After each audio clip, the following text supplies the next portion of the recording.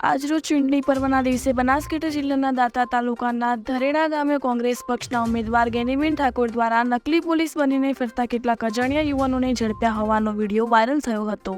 વિડીયોમાં ગેનીબેન ઠાકોર આક્ષેપ કરી રહ્યા છે કે ચોક્કસ સમાજના કેટલાક અસામાજિક તત્વો સીઆરપીએફની પ્લેટ ગાડીમાં લગાવીને મતદારોને ભાજપમાં મત આપવા માટે ડરાવી રહ્યા છે। સાચી હકીકત શું છે એ તો ચૂંટણી પંચની કાર્યવાહી પછી જ ખબર પડશે।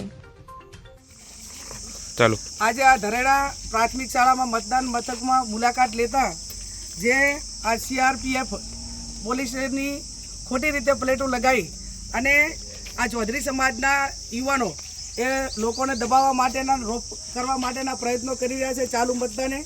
આ હાલ જ આપણે જે આ છોકરો જે સામે ઊભો છે એનું નામ છે પ્રકાશ ચૌધરી પાલનપુરનો, કે પાલનપુરને ના કાંઈ લેવા દેવા નથી, છતાં પણ આ ગામમાં આવીને મતદારોને દબાવી અને વોટિંગ ભાજપમાં કરવા માટે પ્રેરિત કરી રહ્યા છે। એટલે જિલ્લા પોલીસ વડાને, ચૂંટણી પંચને મારી વિનંતી છે કે એમના સામે એફઆઈઆર કરીને કાયદેસરની કાર્યવાહી કરે।